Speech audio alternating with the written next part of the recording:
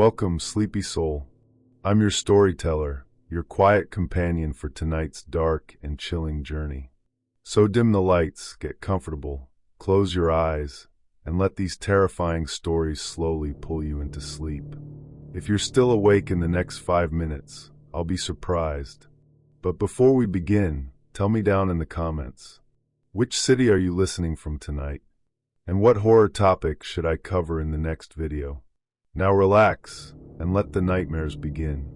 I never thought I'd be telling this story. It's one of those things that still lingers in the back of my mind, always popping up at the worst times. But maybe that's exactly why I need to share it. Maybe if I do, I'll stop feeling like someone's watching me. It started in the summer of 2008. I was just 15, still trying to figure out who I was, what I wanted from life. At that point, I had everything figured out, or at least, I thought I did. I lived in a small house on the edge of a quiet suburb, the kind of place where everyone knew everyone's business, and the sounds of lawnmowers and kids playing outside were the soundtrack of my days. I lived with my mom and her new husband, Paul. He wasn't a bad guy. He was quiet, kept to himself mostly. But I could tell there was tension in the house. It had been there ever since he moved in. I never understood why, but I tried not to think about it. My mom seemed happy enough, and that was enough for me. The house we lived in was an old 2-story place, nothing fancy. It had creaky floors, peeling paint in places, and an attic that I never really paid attention to. It was one of those spaces where you'd throw old boxes and forgotten things you didn't need anymore. You know, the place you'd go if you needed to store stuff for years without ever thinking about it again. Everything was fine for the first couple of months, but then things started to change. And it all started with the attic. I first heard the noise one night when I was in bed, trying to sleep. It wasn't loud at first, just a faint tapping sound, like someone knocking on wood. At first, I thought it was just the house settling, But as the nights went on, the noises got louder. They started to sound more like footsteps, dragging sounds like something or someone was up there. I told my mom about it, but she just brushed it off. "It's probably just the wind or the pipes," she said, like she wasn't even listening. But it didn't feel like that. It felt wrong. One night, I decided to go up there. I was fed up with the weird noises. My mom was out visiting a friend, and Paul was in the garage working on something. I figured it was the perfect time to check it out. I grabbed a flashlight and headed up the narrow staircase that led to the attic. The air up there was thick and stale, and I could barely see anything when I first opened the door. I stepped in, the beam of my flashlight cutting through the darkness. The attic was just as I remembered, stuffed with old furniture, boxes, and dusty old pictures. But something was off. It was quiet, almost too quiet. Then I saw it. A door in the far corner, hidden behind an old bookshelf. I had never noticed it before. It was small, inconspicuous, but it was there. I walked over to it, my heart racing as I approached the door. It was strange, like it didn't belong. The wood was newer than everything else in the attic, and it had a lock on it, which struck me as odd. What kind of room had a lock in a place like this? I tried the door handle, but it was locked tight. I leaned closer, inspecting the old, tarnished lock. It felt cold, unnervingly so, like something was telling me not to go further. But I couldn't stop myself. I found an old key in a drawer nearby, one of those old-fashioned skeleton keys that seemed to fit perfectly. My hands were shaking as I slid the key into the lock, and when it clicked open, I almost expected something to jump out at me. But nothing did. The door creaked open, revealing a small, dimly lit room. It smelled musty, like old wood and dust. There were no windows in the room, just a small light bulb hanging from the ceiling that barely illuminated the corners. As I stepped inside, I felt a shiver crawl up my spine. The floor was covered in what looked like old carpets, and in the center of the room was an old wooden chair. But it was the walls that caught my attention. There were strange markings on them, almost like scratches. I walked closer to get a better look. The marks were deep, as if something had been clawing at the walls for years. I froze when I heard it. A sound. A whisper. It was faint, but it was there. It felt like someone was calling my name. I spun around, my heart pounding in my chest. But the room was empty. I couldn't see anyone, couldn't hear anything except the sound of my own breathing. Then I noticed something else. A small, framed photo on the floor, half hidden under a pile of old newspapers. I bent down to pick it up, my fingers trembling as I turned it over. It was a picture of Paul, but the woman standing next to him was not my mom. It was someone else, someone I didn't recognize, and they were standing in front of the same room. I felt a sudden wave of nausea roll over me, and I backed away from the picture, my head spinning. This was all too much. My thoughts raced as I tried to make sense of it all. Who was the woman? Why was the room locked? Why hadn't Paul ever mentioned this place? Just then, I heard footsteps behind me. My stomach dropped, and I whipped around, expecting to see someone standing there. But there was no one. I was alone. I bolted out of the room, slamming the door behind me and rushing down the stairs, my heart racing. I couldn't get the image of the photo out of my head. The woman in it. She looked so familiar, but I couldn't place her. And the room, it felt wrong, like something had happened there that I couldn't explain. The next few days were a blur. I tried to forget what I had seen, but it kept haunting me. The strange noises from the attic became louder, more persistent. It was like the house itself was alive, watching me. I knew I had to tell my mom, but every time I tried, she brushed me off. She told me I was imagining things. "Your stepdad's a good man," she'd say. "He wouldn't hurt anyone." But I wasn't so sure anymore. One night, when I couldn't stand it anymore, I decided to confront Paul. I waited until he was in the garage again, then slipped upstairs to the attic. I was determined to find answers, to get him to tell me what was really going on. But when I reached the attic door, it was locked again. No key, no way in. It was like someone or something didn't want me to know the truth. That was when I heard the voice. It wasn't a whisper anymore. It was clear, echoing through the house like a scream. It called my name again. I ran. The next morning, I woke up to the sound of my mom crying downstairs. When I went to find her, she told me the news. Paul, he was dead. A heart attack, they said. But I couldn't shake the feeling that it wasn't that simple. I never went back into the attic after that, and I never spoke to my mom about what I saw, about the woman in the photo or the room behind the door. I just tried to forget it all, move on with my life. But sometimes late at night, I hear the noises again. The creaking floorboards, the whispering voices, and I can't help but wonder if Paul knew something I didn't. Something dark, something that he took to his grave. If I had gone further that night, would I have uncovered the truth? Or would it have been the end of me too?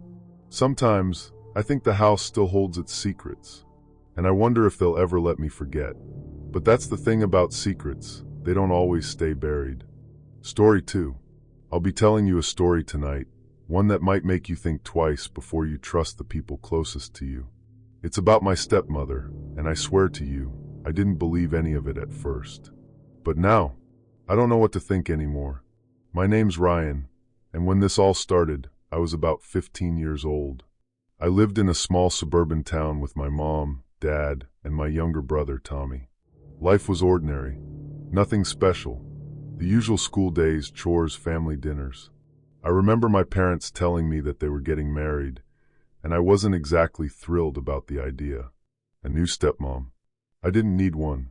My dad was great, but I had always felt like my mom was the one who kept things together. When my stepmom, Denise, came into the picture, everything shifted. She was different from anyone I had imagined. At first, she seemed normal enough, kind, well-spoken, and always doing her best to make a good impression. But that didn't last long. Something felt off. It wasn't like she was outwardly doing anything wrong, but there was this heaviness around her. You know that feeling you get when you know something's wrong, but can't quite put your finger on it? It started small. Little things I could have easily brushed off. I remember one night, I was sitting in the living room watching TV. It was late, maybe around 11 p.m., and I heard the faintest sound coming from upstairs. It wasn't the usual creaking of the house settling. It was something different. I couldn't quite place it. I paused the TV, straining to listen, and that's when I heard it again, a soft shuffling, followed by the distinct sound of a door clicking open. At first, I thought it was Denise getting up to use the bathroom. But then I realized something strange. Denise wasn't the type to wake up at night.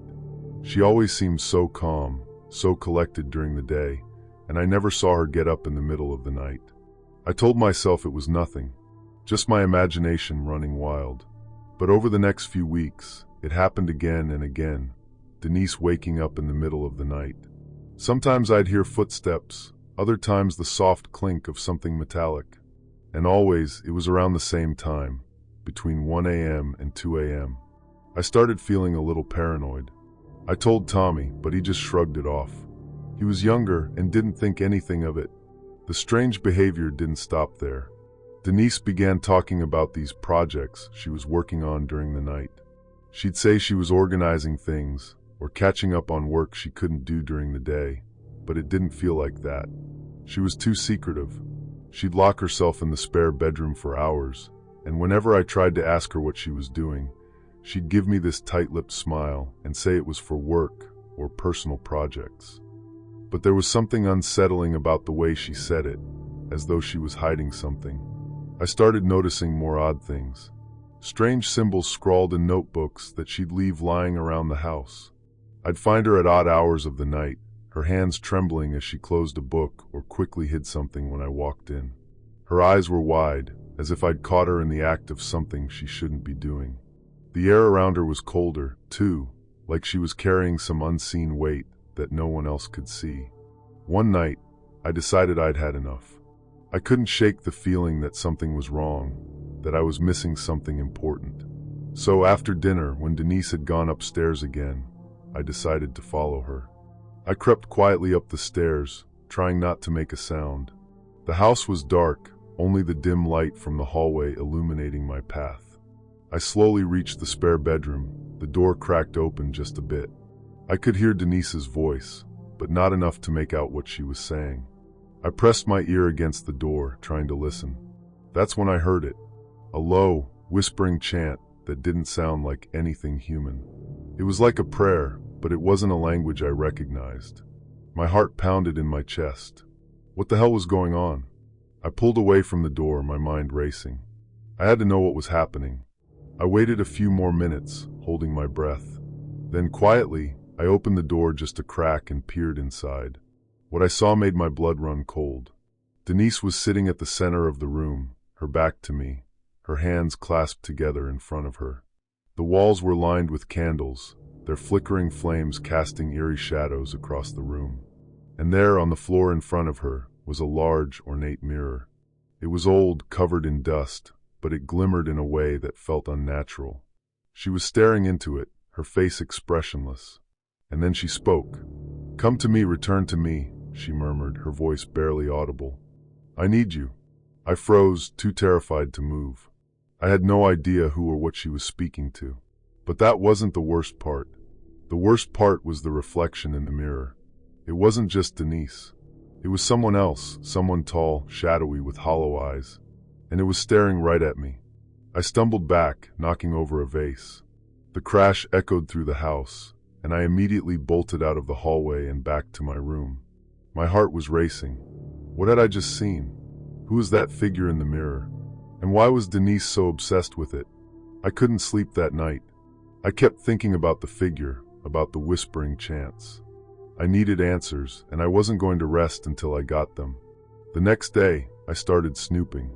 I found the journal she kept hidden in the attic, just a small leather-bound book, but the pages were filled with the same strange symbols I'd seen in her notebooks.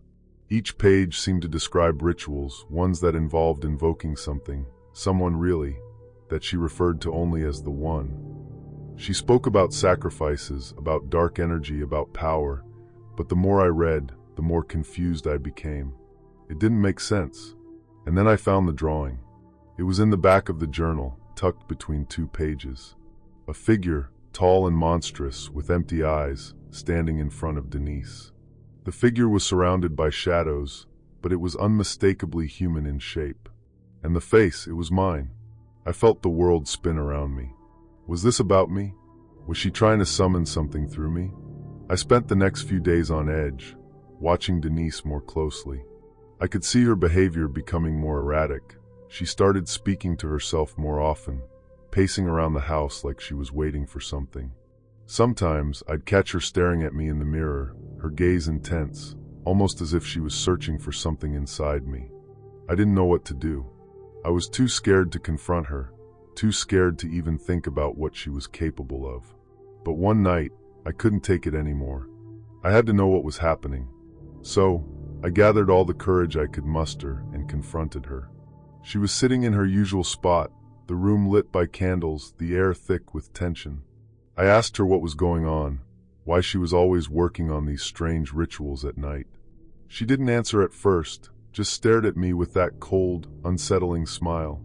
And then she finally spoke, her voice low and ominous. "You shouldn't have looked, Ryan. Now it's too late." Before I could react, the mirror in front of her shattered, the pieces flying across the room like shards of ice. I fell backward, landing hard on the floor. When I looked up, she was gone. The room was silent. I ran downstairs, my heart pounding. I didn't know what had just happened, but I knew one thing. I wasn't safe. The next morning, Denise was gone. She left without a trace, no warning, no explanation. I told my dad everything, but he didn't believe me. He said I'd probably just imagined it all. I wish that were true, but I know what I saw. I know what I felt. And sometimes when I look in the mirror, I swear I can still see her watching me. So if you ever find yourself waking up in the middle of the night and hearing strange sounds, or if you notice something off about the people around you, trust your instincts. Because sometimes, what's hiding behind the mask is something far darker than you could ever imagine. And it could be closer than you think. Story 3. You know how sometimes you inherit something from your family, and at first it seems like a simple, almost innocent gift. Maybe it's a piece of furniture, an old photo album, or something small that doesn't seem to hold much significance. Well, that was how I felt when I inherited my mother's childhood dollhouse. I wasn't expecting anything sinister, just a dusty relic from her past. But boy, did that dollhouse change everything. I didn't know it at the time, but that dollhouse would soon be the thing I feared most. My name is Emma, and I was 23 when my mother passed away. It wasn't a long, drawn-out illness, but it still took me by surprise. I wasn't prepared. Who is really? Losing a parent in your early 20s is a strange thing. It forces you to grow up faster than you'd like. My mom, Mary, was the sort of woman who kept her childhood memories close. She kept everything from when she was a little girl, tucked away in old boxes in the attic. A few weeks after the funeral, my stepmom, Karen, called me to tell me that the house was ready for me to come through and take whatever I wanted. My dad had passed when I was little, and my mom had remarried a few years later to Karen. I didn't mind Karen, but we didn't exactly bond the way you'd expect a mother-daughter relationship to develop.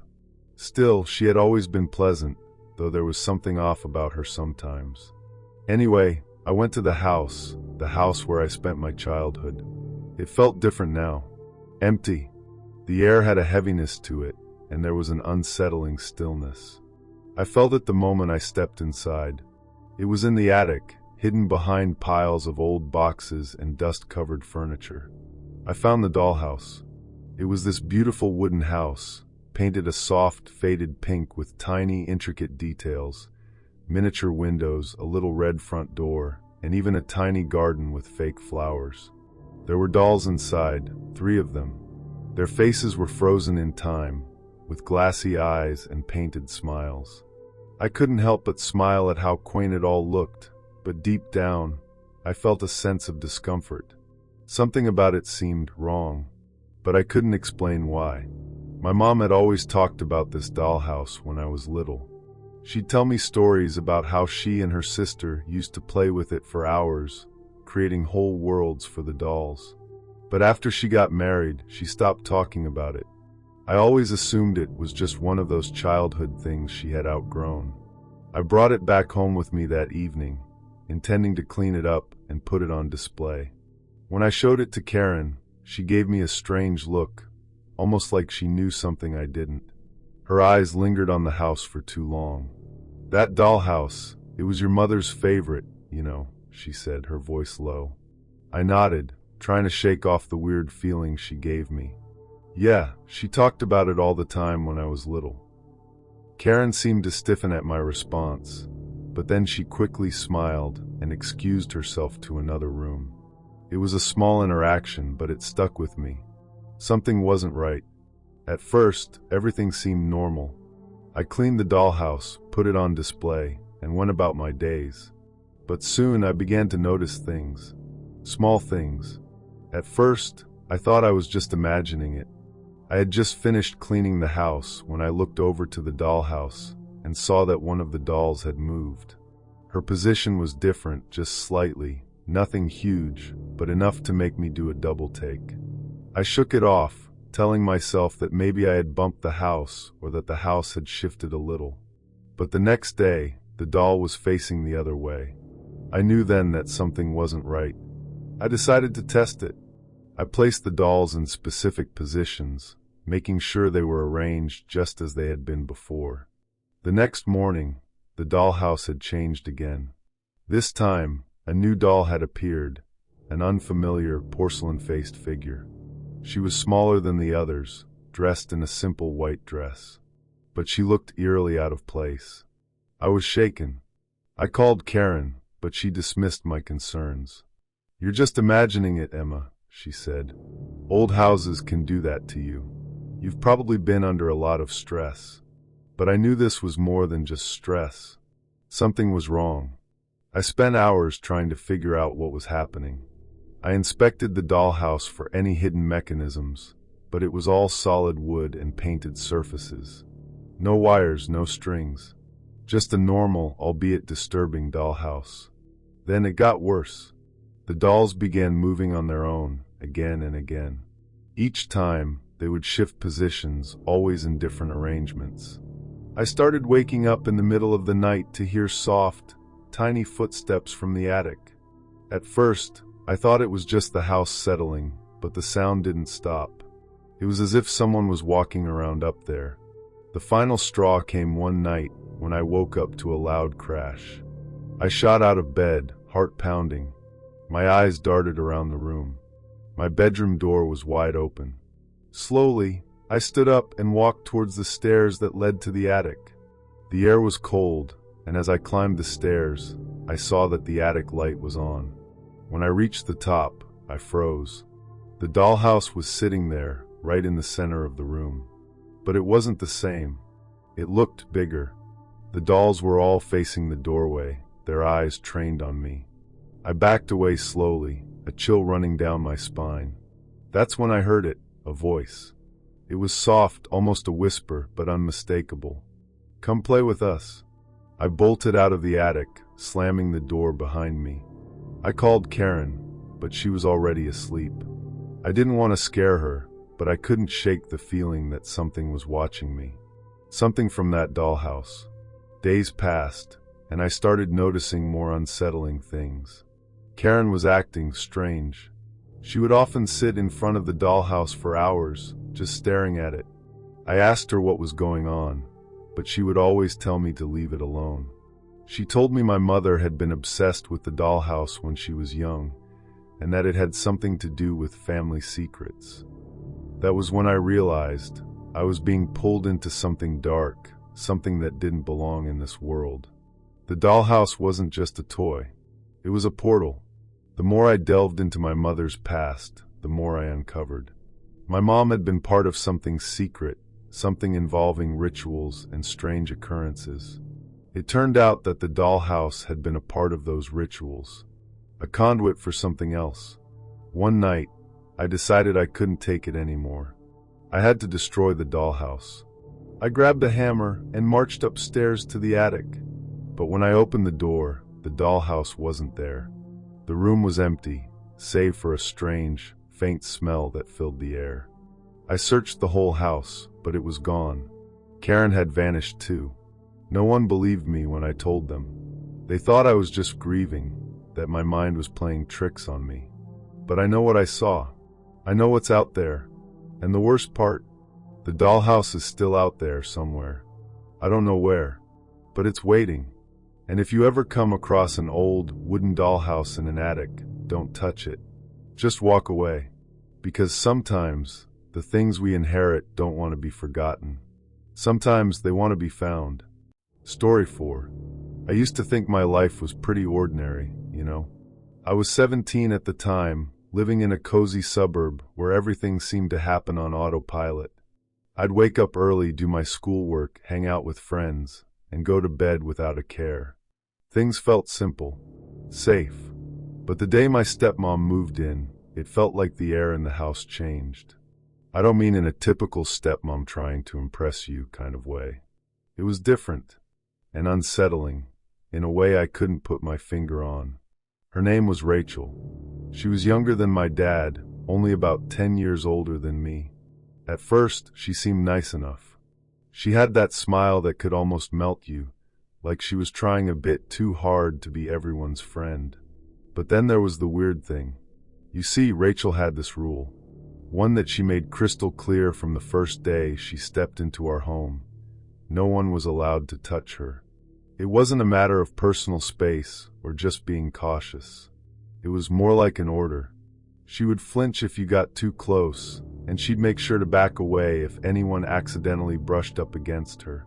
I remember it felt odd the first time she told me about it. We were sitting at the dinner table, and my dad was talking about how excited he was to have us all together under one roof, like a big, happy family. I remember Rachel giving me this tight-lipped smile and saying, "Please don't touch me, okay?" At the time, I thought it was just one of those quirky things that some people had, like being super protective about their personal space. Maybe she was just really private. I didn't think much of it, but after a while, things started to feel off. It wasn't just the way she reacted to touch. It was how she reacted. The first time I tried to hug her, I thought she was going to faint. Her whole body jerked away from mine like a reflex. But that wasn't the worst part. The worst part was when I noticed her skin. It wasn't like anything I had ever felt before. It felt alive. It wasn't soft like normal skin. It was almost like it had a strange tension to it, like it was pulling itself taut, trying to keep me away. You could feel it, like a force field just under her skin, fighting to repel anything that came near. I told myself it was nothing, that maybe I was imagining things, but the more I saw it, the more I felt there was something wrong. And I wasn't the only one who noticed it. My dad didn't question her, but my little brother, Sam, seemed to pick up on it too. He would ask me quietly after dinner, "Why does she always act like that?" And honestly, I didn't know. I had no idea. Then one night, I caught her in the hallway, standing in front of the full-length mirror we had by the front door. She was just staring at her reflection, like she was waiting for something. I watched her for a while, but when she turned to face me, she gave me this icy look. The same kind of look I'd seen when she told me not to touch her. But this time it was different. It was colder somehow. More dangerous. She said nothing, but I could feel this tension hanging in the air, like she was trying to suppress something. I was about to ask her if she was okay when she suddenly turned and walked away, her footsteps echoing through the empty house. That night, I woke up to the sound of scraping. I didn't know what it was at first, but it sounded like something was dragging across the floor. I sat up, heart racing, and listened closely. There it was again. I looked toward the hallway, but the sound was coming from the guest room, Rachel's room. It didn't make any sense. I assumed it was just the wind or a house settling, so I laid back down. But the sound continued, getting louder and more frantic. I couldn't take it anymore. I slipped out of bed, the floor creaking under my feet, and tiptoed down the hall. I stood outside her room for a long moment, listening. Then I heard it. Something was moving in there, dragging across the floor. It was almost rhythmic, like some thing was pacing back and forth. I didn't know what to do, but I wasn't about to knock and ask if everything was fine. So, I crept back to my room, trying to forget about the whole thing. But I couldn't. I couldn't shake the feeling that something was terribly wrong. A few days passed, and I tried to push the weirdness out of my mind. I didn't want to believe that I was overreacting, but things kept getting stranger. Every time I saw Rachel, it was like her presence was more distant. She didn't smile as much, and she became more secretive, like she was hiding something. One afternoon, I came home from school early and found her sitting in the living room. She was holding something in her hands, but when she saw me, she quickly shoved it under the cushion. I didn't press her about it, but I knew something wasn't right. It felt like she was trying to hide something, and whatever it was connected to her skin. Then came the turning point. One afternoon, I was alone in the house when I heard a knock on the door. I wasn't expecting anyone, so I looked through the peephole before opening it. My heart stopped. Rachel was standing there, but her face looked different. Her eyes were wild, like she hadn't slept in days. Her skin was pulling at the seams of her face, like it was stretching too far. She looked at me with panic in her eyes, and before I could speak, she whispered in a breathless voice, "Don't touch me. You can't touch me." And in that moment, I saw it. I saw the truth behind everything. There was something under her skin, something alive. It wasn't just a strange reaction to touch. It was as if her skin was holding something back. And whatever it was dangerous. Without thinking, I backed away from the door, but before I could turn, Rachel lunged forward. Her hand shot out, but she stopped just short of touching me. Her fingers twitched like they were trying to grab me, but they couldn't. Something inside of her wouldn't let it happen. I ran. I don't even know how I made it out of the house, but I ran straight to my friend's place. I stayed there for hours, not knowing what was happening or why. But by the time I returned home, Rachel was gone. My dad told me she had left, packed up in a hurry without any warning. He seemed confused. It didn't make sense. I never saw her again, but I'll never forget the way she looked that day, the way her skin fought against her, trying to keep me away from whatever was underneath. It's not just the memory of Rachel that haunts me. It's the feeling that there's something out there, something waiting, hiding beneath the surface, ready to take over. Sometimes, I wonder if it's still out there. Maybe it's still hiding, waiting for the right moment to show its true face again. And you know, sometimes the scariest part isn't what happened to me. It's the feeling that it could happen again. If your gut tells you something is wrong, listen. It might be the only thing keeping you alive. Story 5.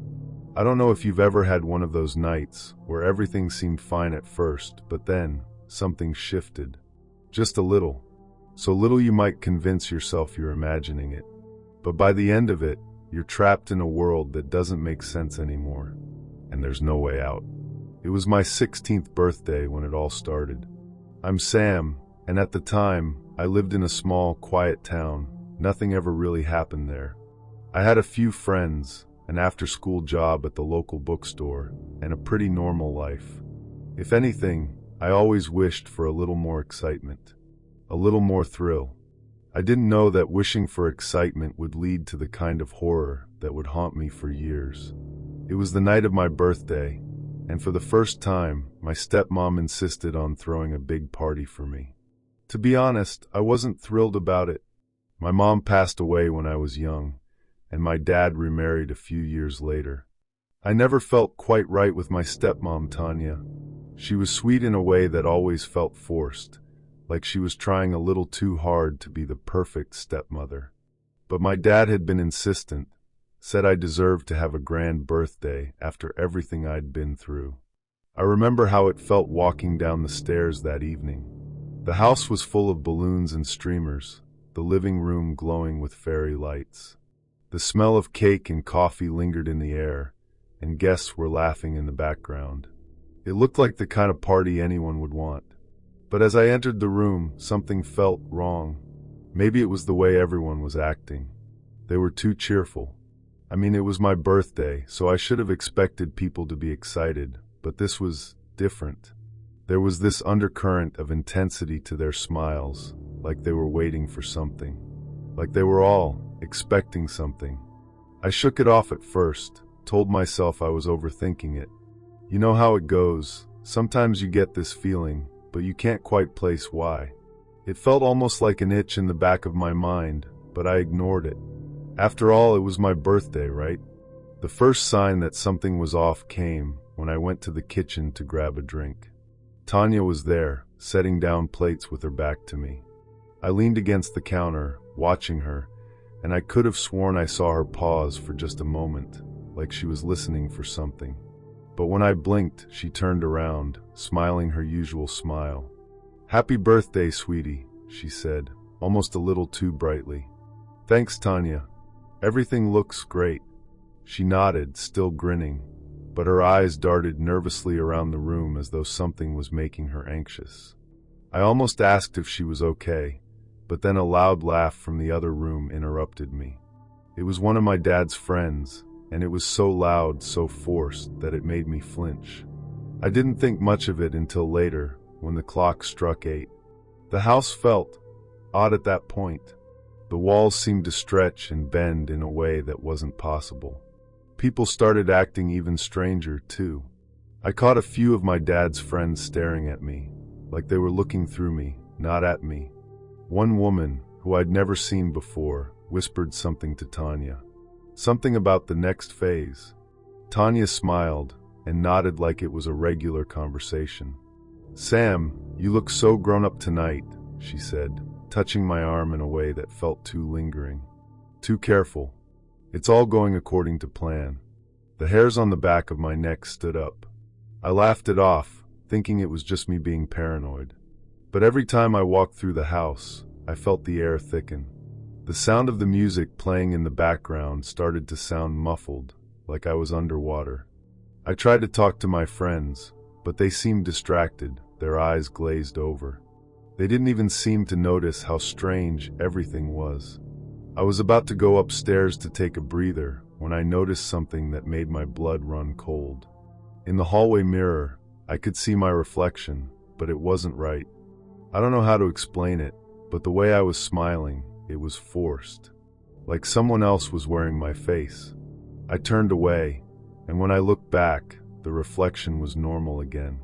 That's when it hit me. This wasn't just an off night. Something was seriously wrong. I tried to find my dad to talk to him, but he was nowhere to be found. Tanya, on the other hand, was always nearby, smiling at me from across the room or coming over to adjust something on the table. Her every move seemed too calculated, too rehearsed. And then came the worst part of the night. The guests started to disappear. At first, it was subtle. A few people excused themselves to use the bathroom or grab a drink. But then it got more bizarre. The house grew quieter, and I noticed that the few people still around weren't talking. They were just standing there, like they were waiting for something. Waiting for me. I rushed to the kitchen to find Tanya, but she wasn't there. The room felt cold, too cold, as though the temperature had dropped by 10 degrees in a matter of seconds. I checked the door, only to find it locked from the inside. And then I heard it, the faint sound of chanting. I froze. The chanting grew louder, coming from the living room. It was rhythmic, hypnotic, like they were saying the same words over and over again. My mind screamed at me to run, but my legs wouldn't move. I crept to the door, but I couldn't bring myself to open it. Through the crack, I saw Tanya standing in the middle of the room, her hands raised as if she were conducting a choir. And then I saw the others, the guests. They weren't just standing there anymore. They were moving. They weren't human. Their faces twisted and stretched unnaturally, and their eyes glowed with an eerie green light. They had turned into something else. Something monstrous. The air in the room was thick with the smell of decay, and the house began to shake as if it were alive. I don't know how long I stood there, paralyzed, before Tanya turned and saw me. Her eyes widened in recognition, and then she smiled again. This time, it wasn't a smile of warmth, but a cold, chilling grin. "It's time, Sam," she said, her voice barely more than a whisper. "This is your last birthday. You'll never leave. You're one of us now." That was when I ran. I don't even remember how I got out of the house, but I know I didn't stop running until I reached the bus station. It was past midnight by then, and everything seemed so quiet, like the world had stopped moving. The weeks after the party felt like a dream. I couldn't tell anyone what had happened, not even my dad. When I went back to the house, it looked normal again. Tanya was there, acting like everything was fine. But I knew better now. That night was just the beginning. Every now and then, I hear whispers in the corners of my house. Sometimes when I look in mirrors, I catch the briefest glimpse of something behind me, someone waiting. I haven't gone back to that house since. I don't know what kind of ritual Tanya was trying to complete, but I'm convinced she's still out there, watching, waiting for the right moment to finish what she started. I guess, in the end, the scariest part wasn't what happened. It's the feeling that it could happen again, and that maybe, just maybe, it already has. Story 6. I'll never forget the night the whispers started. It was subtle at first, like the murmur of wind against the house, something you might brush off as the creaking of old wood or the hum of the fridge. But there was something about it, something that felt wrong. Before all of this, my life was pretty normal. My name's Lily, and I was just a regular 16-year-old girl, living in a house in a quiet suburban neighborhood. The kind of place where kids ride their bikes down the street and everything feels safe. My parents had divorced when I was younger, and my dad had always been a steady presence in my life. That was until he met Claire. Claire seemed like a nice woman at first. I could see how my dad was taken by her warmth and kindness. She had this way of making everything seem easy, and I guess I wanted to like her. But there was always something off. I couldn't put my finger on it, but it was there. When they got married, everything changed. We moved into her house, which, to be honest, wasn't much different from the one I grew up in. It was old, like something out of a movie, with squeaky floors and the faint scent of something musty in the air. The house was big, a little rundown, but homey. There were parts of it that felt like they had a history, parts that felt like they didn't want me there. But I told myself it was just the adjustment to a new life. The first night in the new house was when it started. I was lying in bed, trying to fall asleep. The house was quieter than I was used to. A bit too quiet, if I'm being honest. That's when I heard it. At first, it was faint, like whispers coming from behind the walls. It sounded like muffled voices, but they weren't clear enough for me to make out what they were saying. I tried to ignore it, telling myself it was just my imagination running wild. After all, I was in a new place, and my mind was probably playing tricks on me. But it didn't stop. It came back every night.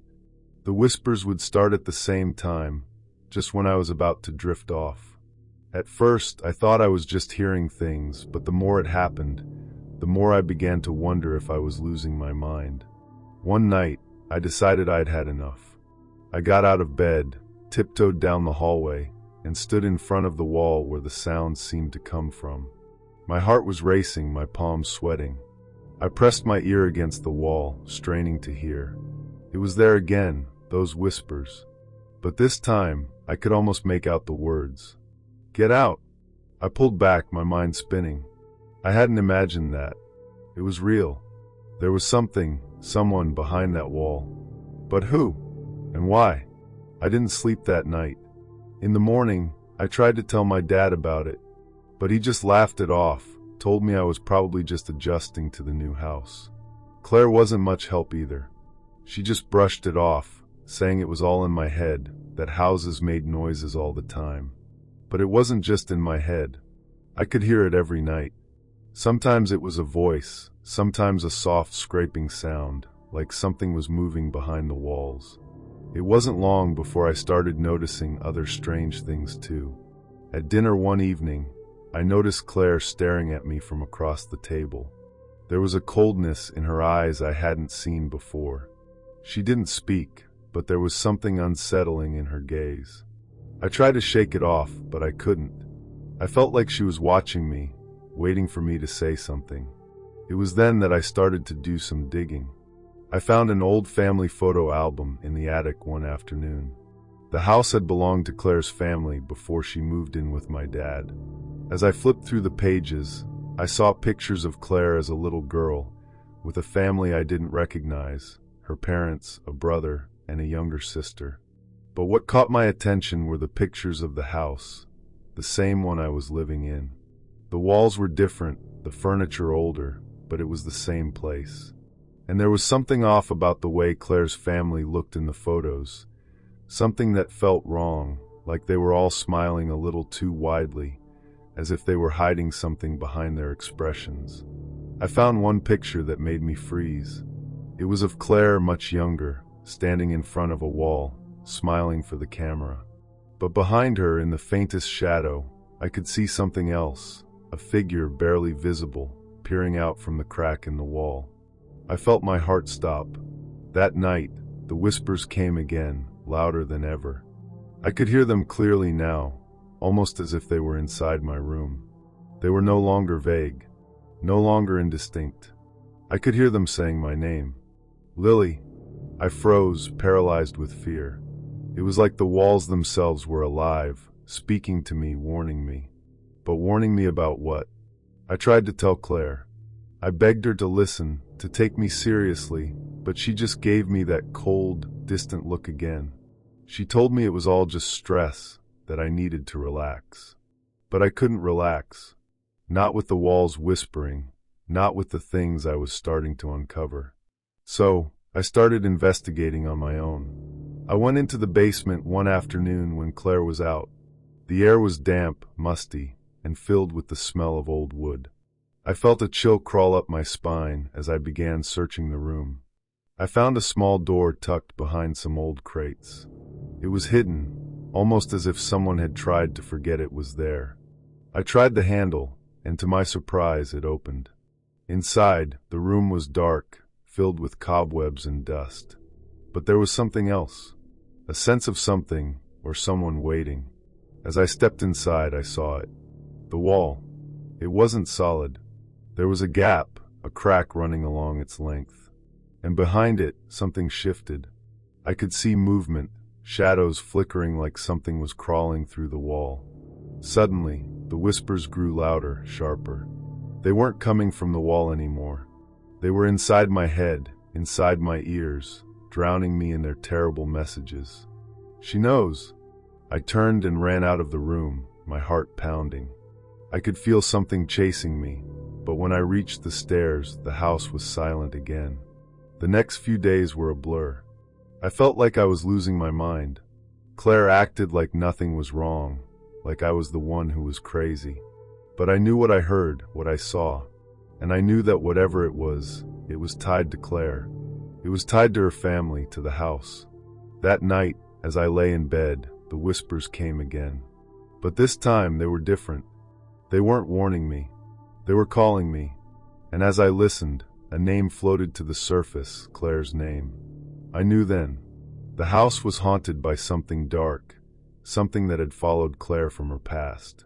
Something that had been hiding behind the walls, waiting to come back. I don't know what happened after that. I don't know what's in the walls. But I do know this. Claire isn't who she says she is.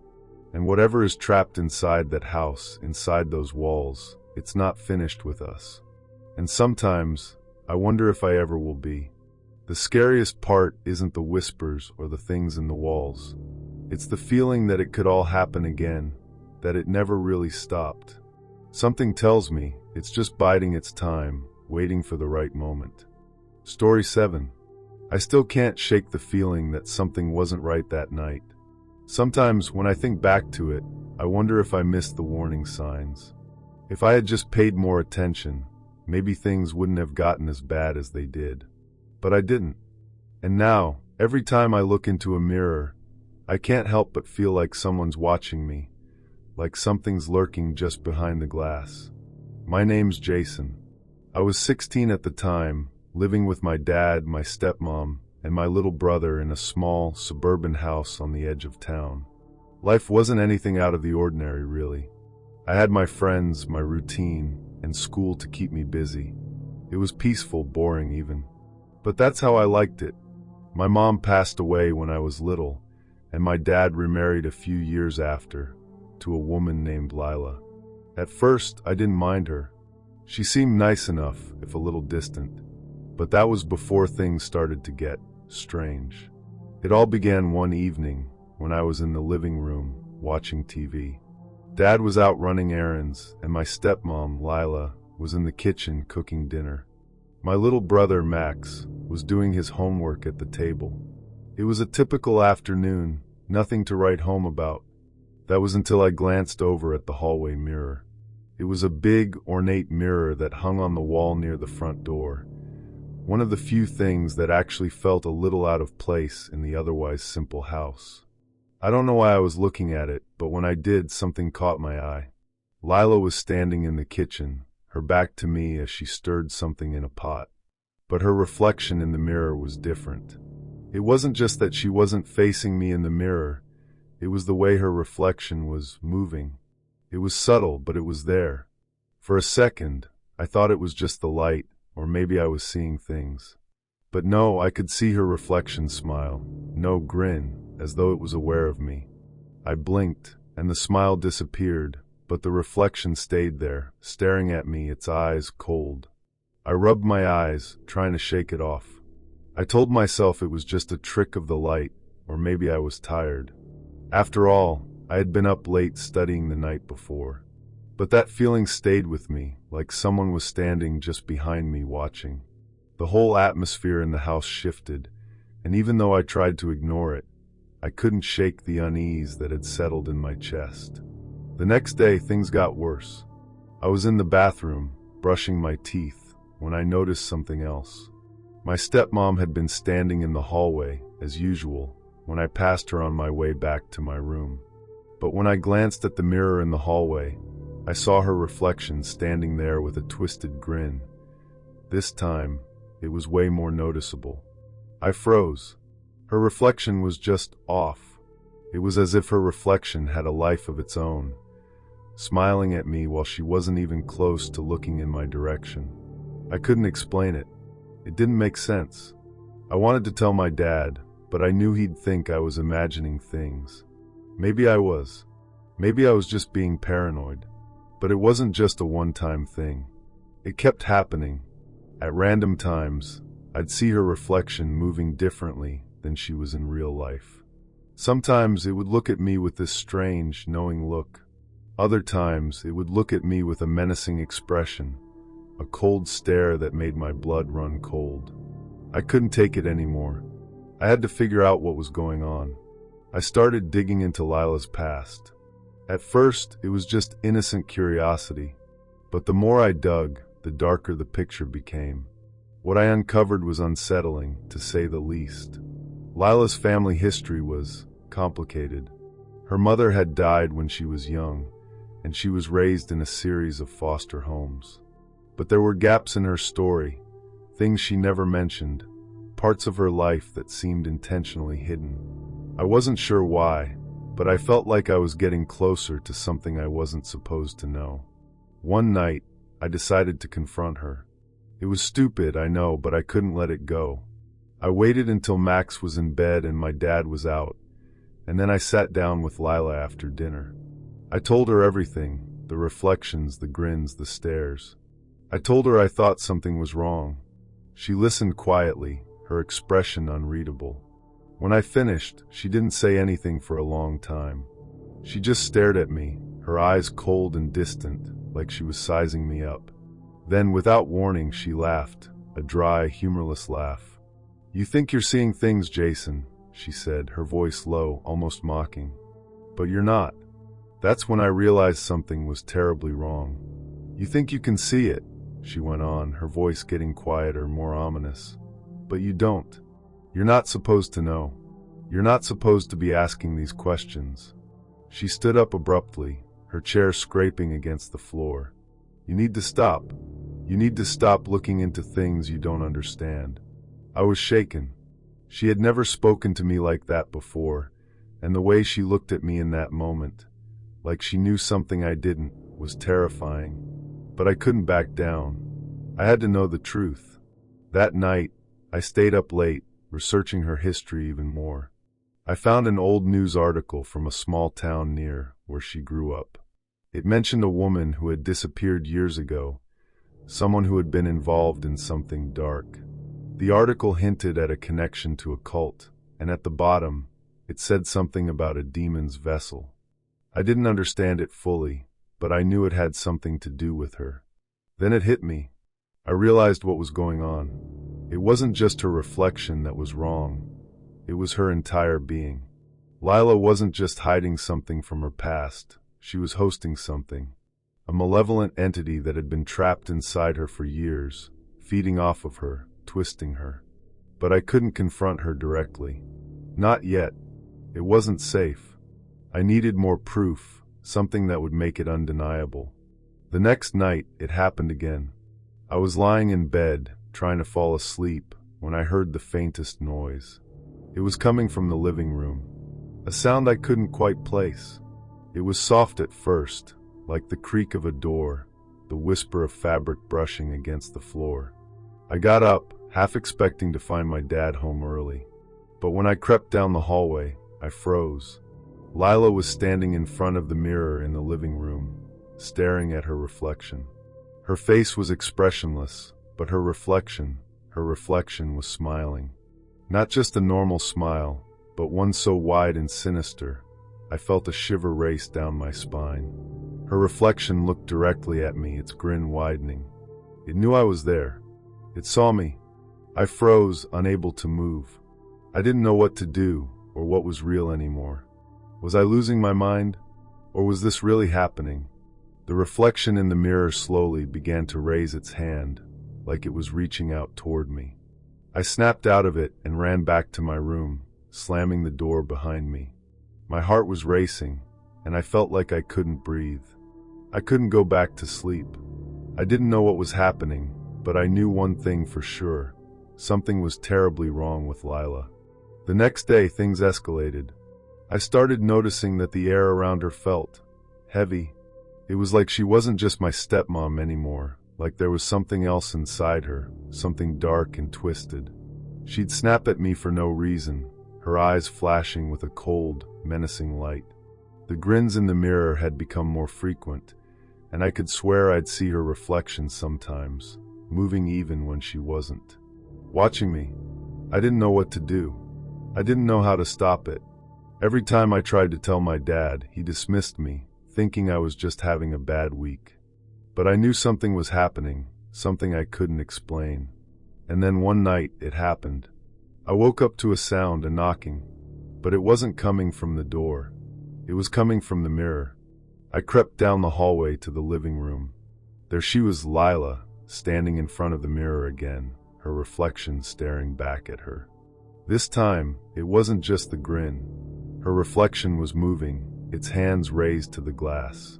It was tapping, no scratching, at the mirror as if trying to get out. I screamed. Lila turned to face me, her eyes glowing with something I couldn't describe. "You shouldn't have looked," she whispered, her voice low and cold. "Now it's too late." And then the reflection in the mirror smiled. I haven't been back to that house since. I don't know what happened to Lila, but I'm pretty sure I don't want to find out. Sometimes I'll catch a glimpse of myself in a mirror, and for just a split second, I swear I see her reflection, watching me. Story 8. I've always thought of myself as a pretty grounded person, rational, skeptical, and not one to jump to conclusions. But after what happened with my stepmom, I don't know what to believe anymore. Honestly, it feels almost impossible to talk about, but maybe you'll understand when I tell you. My name is Lily. I'm 17, and I've lived in the same small town my entire life. Nothing too exciting, just the usual stuff: school, hanging out with friends, the occasional weekend trip to the movies. My parents divorced when I was younger, and it didn't really hit me hard at first. My dad was always away on business, and it was just me and my mom. That all changed when she met Gary. He wasn't a bad guy or anything, just different. He was always kind of quiet, but he had this weird intensity about him.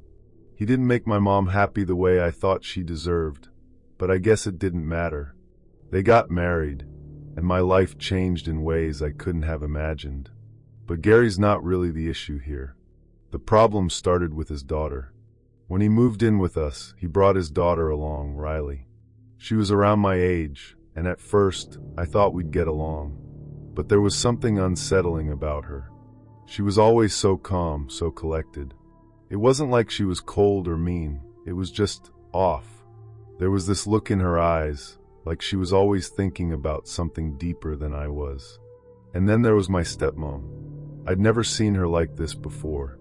I don't know if it was the pressure of the new marriage or the stress of living with someone new, but she started acting different. Her behavior was subtle at first, little things that would have been easy to dismiss. I first noticed it when I was home alone one afternoon. I'd just gotten back from school, and I was sitting in the living room, scrolling through my phone. I was feeling pretty good that day. My mom was at work, and everything seemed normal. That's when she walked in, my stepmom, Karen. I didn't hear the door open, but there she was, standing in the doorway watching me. "Hey, honey," she said, her voice soft and soothing. "How was school?" I blinked, confused. Good. Just the usual. Why are you here?" "I thought you were going out with Dad." She smiled, but it was that smile again, the one that didn't quite reach her eyes. "I was, but I thought I'd stay home today. Is everything okay?" I thought nothing of it. After all, she was just trying to make conversation. But then something strange happened. As I looked at her, I couldn't shake the feeling that she already knew what I'd been thinking. I remember that feeling like it was yesterday. It was this deep, uncomfortable sensation in the pit of my stomach, like my thoughts weren't my own anymore. It was as if she had reached into my mind and picked out everything I was thinking. But I brushed it off. I mean, that's crazy, right? But then it happened again, and again. Over the next few days, I started noticing these little moments. I'd be thinking about something, a dumb argument with a friend, or something from my past that I wasn't proud of, and Karen would appear out of nowhere, casually bringing it up, like she knew exactly what was going on inside my head. I told myself it was nothing, just coincidences, right? She was my stepmom, after all. She was bound to pick up on things eventually. But then, one evening, something happened that I couldn't ignore. I was sitting in my room, feeling restless. My mind kept drifting to my dad's old books. He had this massive collection, but I hadn't touched it in years. It was weird. I didn't know why I kept thinking about it. Anyway, I'm staring at the bookshelf when I hear her voice again, coming from the hallway. "You're thinking about the books, aren't you?" I froze. There was no way she could have known that. I hadn't said a word, hadn't even moved. I turned to look at her, and her face was as calm as ever, as if she hadn't just read my thoughts. What?" I stammered, my voice shaking. "How did you?" She didn't seem fazed at all. She just smiled, the same way she always did. "I'm just perceptive. You've been quiet all day, Lily. I thought you might want some company." I didn't know what to say. I just nodded, pretending like nothing was wrong. But inside, I was freaking out. There was no way I could explain that. And it wasn't just the fact that she knew what I was thinking, it was the way she said it. Like she wasn't guessing or assuming. Like she knew. That night, I couldn't sleep. I kept hearing things, whispers, almost like someone was speaking just out of earshot. I told myself it was just the house settling, but deep down, I knew it wasn't. The next day, I decided to do something about it. I wasn't going to let her get to me. I started testing her, thinking about random things, things I knew she couldn't possibly know. I thought about a conversation I had with a friend that morning, something we'd joked about at school. And there she was in the kitchen making coffee, and she said, "That conversation with Sarah, was it funny when she mentioned the chemistry exam?" I felt my stomach drop. "Don't you have something to do?" I asked, trying to keep my voice steady. "Maybe. I don't know, work or something." Her eyes softened, but it wasn't a normal softness. There was a weight to it, like she knew I was starting to figure it out. "No, not today," she said, her voice eerily calm. "But I've noticed you've been on edge lately. You know, I'm here if you need to talk." I tried to laugh it off, but the truth was I was terrified. What was going on? How did she know all of this? That night, everything changed. I woke up to a sound in the hallway, faint footsteps, like someone walking softly on carpet. It wasn't unusual for my stepmom to be up late, but tonight felt different. Tonight felt wrong. I crept out of bed, careful not to wake anyone. The hallway was dark, and I almost felt like I was being pulled toward it, drawn to the sound. It was as if my body wasn't in control anymore. My mind was screaming for me to turn back, but my feet kept moving. I reached the kitchen, and there she was, Karen. But she wasn't alone. Riley was standing in the corner, her face pale, her eyes wide. I could barely breathe. "You're awake," Karen said, her voice smooth like velvet. "I wasn't sure if you'd hear me tonight, but I think it's time for you to understand." "Understand what?" I whispered, though my throat was dry and tight. She turned to Riley, who stepped forward, her expression blank. "Tell her, Riley." Riley nodded, her lips trembling. "She knows everything, Lily.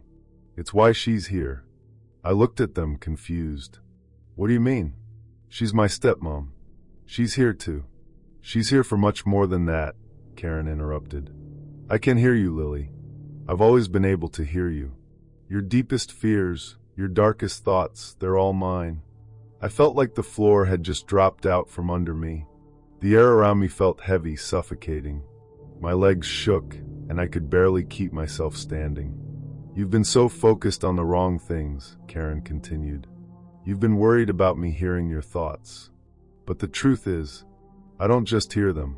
I control them. I didn't understand. I couldn't. But I could feel it, the pressure in my head, the gnawing fear that had taken root inside me." Karen was right. She wasn't just reading my mind. She was manipulating it. She was twisting it. And then it clicked. I wasn't safe. Not in my own mind. Everything after that night felt like a blur. There were more strange occurrences, more tests, more whispers, more times when I felt like I was losing control of myself. I don't remember exactly how I got away, but I do remember the day I packed my things and left. I don't know what happened to Karen or Riley. I don't know if they still have the power to invade people's minds. I don't know if it's even possible to escape someone like that. But what I do know is this: sometimes the scariest part isn't what happens. It's knowing that something's out there, watching, waiting, and you can't run from it. It could be anyone. It could be them. And if you're ever alone and hear someone whisper your thoughts, be careful, because you might not be the one in control anymore. Story 9. It's funny how much you can learn about someone when you start paying attention to their little habits. When I was a kid, I never noticed it, but looking back now, I realize just how much of a pattern my stepmom had. The thing is, at first, I thought I was just imagining it. But that's how it starts, right? Those little things that don't add up, that don't quite make sense. You tell yourself it's nothing, that it's just your mind playing tricks on you. But let me back up a bit. My name's Lily. I'm 16, and I live in a small suburb on the outskirts of the city. We moved into this house when I was 12, right after my dad married Angela. The first few years weren't so bad. Angela was a typical stepmom, kind of cold at first, a little distant. But over time, she warmed up. Or so I thought. It was nothing special, just a woman trying to make a life with her new husband. But then things started to change. Slowly at first, then all at once. It started when I was about 14. I'd just come home from school one afternoon, and I was heading up to my room when I noticed Angela standing in front of the mirror in the hallway. She wasn't moving, just staring at her reflection. At first, I thought she was just lost in thought, maybe tired from work. But then I noticed something strange. She was copying my every move. I raised an eyebrow and stretched my arms above my head. She did the same. I took a step forward, and so did she. I took a step back, and she followed. It was like she was waiting for me to make a move so she could mimic it. I called out to her, but she didn't react. I had to clear my throat before she finally snapped out of it and turned to face me. "Oh, Lily, you're home," she said, her voice sounding a little too chipper for someone who'd just been staring at herself for so long. "I was just thinking." "Uh-huh," I replied, still feeling that weird unease in my gut. Okay. I thought maybe I was just overthinking it. But over the next few weeks, I started to notice more things. Her eyes would linger on me longer than usual, her gaze following me when I walked through the house. It wasn't just that, though. She'd start doing little things that mimicked my behavior. If I wore a new sweater, the next day, she'd be wearing one that looked almost exactly the same. If I tied my hair in a ponytail, she'd do the same. It didn't take long for me to start feeling like I was being watched, like someone was always paying attention to me in ways that felt off. I started talking to my friends about it, but none of them seemed to notice. I tried bringing it up to my dad once, but he just brushed it off. Angela's probably just trying to bond with you, honey, he said with a smile. You know, stepmoms can be funny that way. But I wasn't convinced. I couldn't shake the feeling that something more was going on. And I couldn't stop thinking about those moments in the hallway with the mirror. Every time I caught Angela staring at her reflection, I felt like I was seeing something else in her eyes, something darker.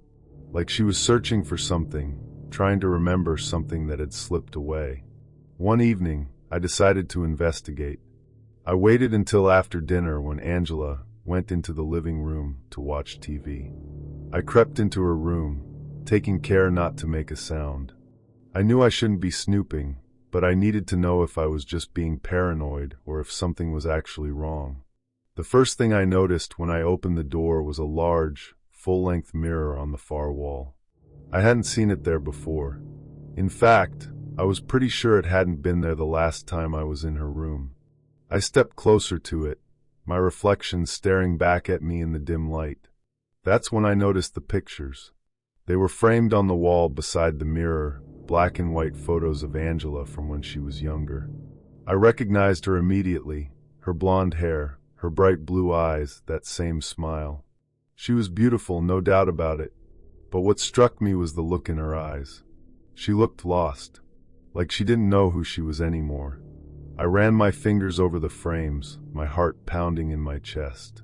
But it wasn't until I turned to leave that I noticed something that stopped me cold. On the vanity was a picture of me, one that I'd taken at the beach a few weeks ago. It was a candid shot, just me sitting on the sand, smiling up at the camera. I didn't remember leaving it there, and I didn't remember Angela ever taking it. That's when it hit me. Angela wasn't just mimicking me. She was obsessed with me. I needed answers, so I started snooping through her things. I found old journals, scrapbooks, even modeling portfolios from when she was younger. She used to be a model, which I didn't know. But what I did know was that her career had ended after a horrific accident. A car crash, to be exact. She'd been badly disfigured, her face, her body, everything was changed. The woman I'd come to know as Angela wasn't the person she used to be. And as I dug deeper, I found out something even more chilling. Angela wasn't just trying to mimic me. She was trying to become me. She was convinced that if she could take my identity, my appearance, my youth, she could regain the beauty and the life she'd lost in that accident. But there was a terrifying price to pay for that. One night, after I discovered the truth, I confronted her. I was terrified, but I needed to know if I was right. When I asked her about the mirror, about the photos, she didn't even blink. I didn't want to tell you this, Lily, she said, her voice eerily calm. But I've spent my whole life trying to recreate what I lost. And now I've found it, you. She reached out, her fingers trembling as she touched my cheek, her smile stretching too wide. You're everything I used to be. Everything I want to be again. I took a step back, my heart racing as I looked into her eyes. Eyes that no longer looked like the woman I'd known. They were hollow, desperate. What do you want from me? I whispered, my voice barely a tremble. I just want to be whole again, she said softly. And you're the only way. In that moment, I realized just how dangerous my stepmom had become. I tried to run, but she was faster than I expected. She grabbed my arm, pulling me toward the mirror, her grip cold and unrelenting. But I fought back, kicking, scratching, anything to break free from her hold. It felt like I was drowning in her desperation, in her madness. I managed to pull away, slamming the door behind me as I ran to my dad. I told him everything, but by the time we returned to her room, she was gone. We searched the house for hours, but Angela had vanished. No trace, no sign of where she'd gone. All that was left was the mirror, still hanging on the wall, reflecting nothing but the emptiness in her wake. Days went by, then weeks. Angela's disappearance was never fully explained. Some people thought she'd run off, others thought she'd left to get help, to recover from the accident in her own way. But me? I knew the truth. The house felt different after that. I never saw Angela again, but I couldn't shake the feeling that she was still out there somewhere, watching me, waiting for the right moment to come back. Now every time I look into a mirror, I wonder, what if one day I'm not looking at me anymore? What if one day it's her face that stares back? Story 10. You ever think about how easy it is to get lost in the ordinary things? I mean, sometimes life just feels like a blur of routine. School, work, family, the same people, the same places.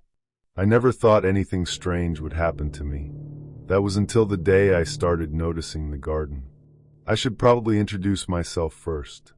My name's Jason, and at the time of all this, I was 17 years old.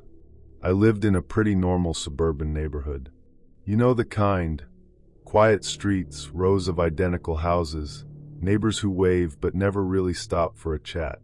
My life, if I'm being honest, was kind of boring. I was a regular kid, just finishing up high school and trying to figure out what to do next. No big dreams, no wild ambitions. Just trying to get through the day. Now my dad, he worked long hours, and my mom, well, she passed away when I was pretty young, so it was just me and my dad for the longest time. That was until he remarried. That was when things started to feel off. Her name was Marianne, my stepmom. She was, well, eccentric, if I'm being generous. She'd always been obsessed with gardening, and I mean obsessed. You'd think it was just a quirky hobby, but it went beyond that. It was like she lived for it. We had a huge garden out back, full of flowers, shrubs, vegetables, anything you could think of. And no matter the weather, no matter how late it got, Marianne was always out there, tending to the plants. She'd talk to them too, in a low whisper, like they could understand her. It was weird, but it wasn't enough for me to make a big deal about it.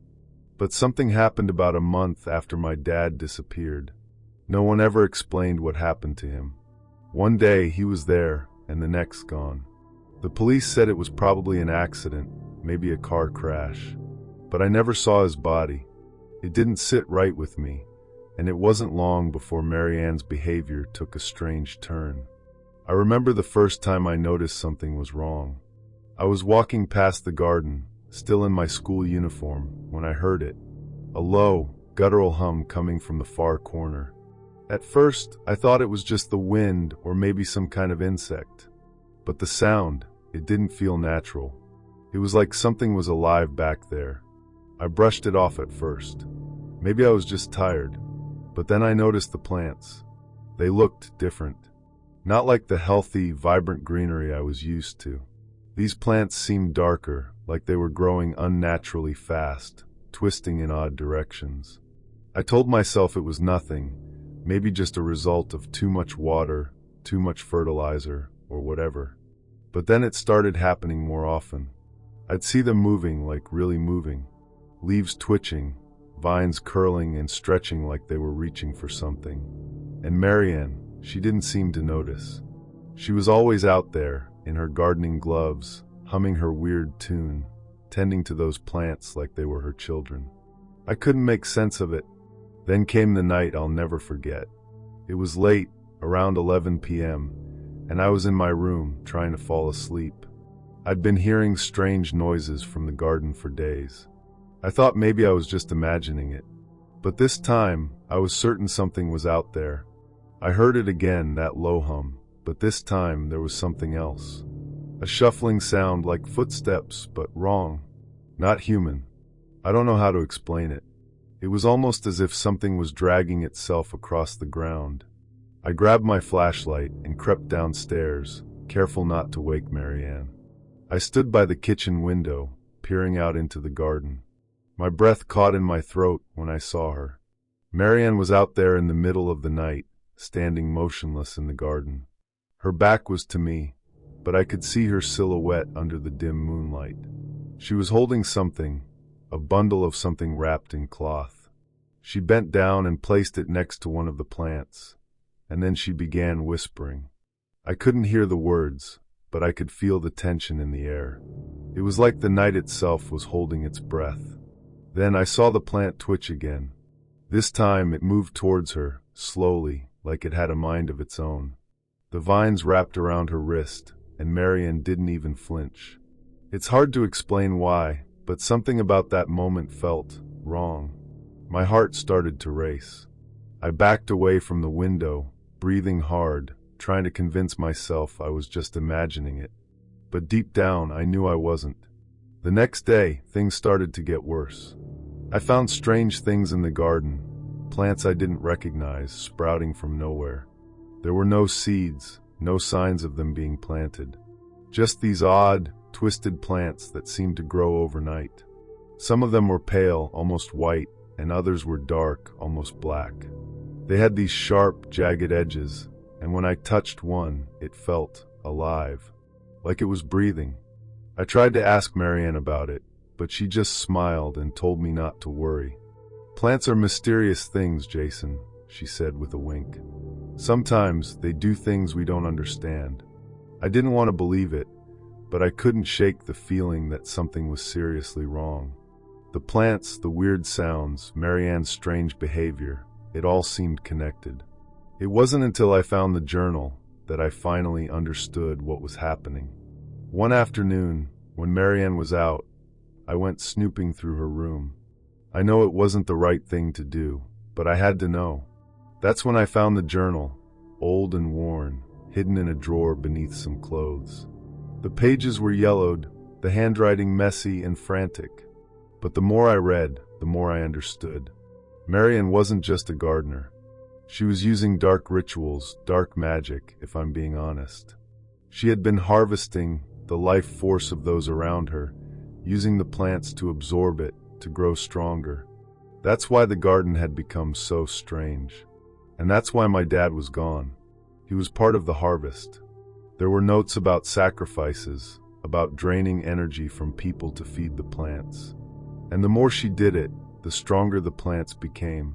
She had been using them to keep herself alive, to make herself younger, more vibrant. But the more I read, the more I realized something terrifying. The next person to be harvested was me. I couldn't believe it. I had been living in that house, surrounded by plants that were alive, that were feeding off of people's energy, and I didn't even know. I thought I was just another victim of her obsession. That night, I couldn't sleep. I could hear the humming again, coming from the garden. It was louder this time, closer.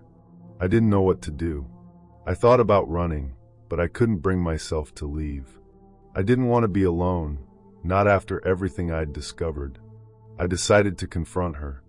I waited until the dead of night and sneaked outside, walking cautiously toward the garden. Marianne was already there, standing motionless as usual. But this time, she wasn't just tending to the plants. She was talking to them, whispering words I couldn't understand. I froze, and then I saw it. A dark vine creeping toward me, just like before. I stumbled backward, but Marianne's voice stopped me in my tracks. "You're not going anywhere, Jason." Her words were cold, empty. The vines moved quicker, reaching for me. My heart pounded in my chest as I turned and ran. I didn't know where I was going, just anywhere but there.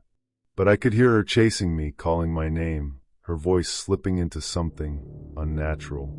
Somehow, I made it out of the garden. I don't know how. I just ran until I couldn't hear her anymore, until the only sound left was the rush of blood in my ears. The next day, I packed my bags and left. I don't know what happened to Marianne or the garden. All I know is that I never went back. I moved in with my aunt, and life slowly returned to some kind of normal, but I'll never forget what happened. I don't know if Marianne's still out there, still tending to her plants, still harvesting people's life force. but I don't care to find out. Sometimes, I still get the feeling that something's watching me. And every time I pass a garden, I can't help but wonder, is it really the plants that grow, or something else entirely? Sometimes, the scariest part isn't what happened. It's knowing that you might never really escape. If you made it this far, don't forget to like, subscribe, and hit that bell for more stories that might just keep you up at night.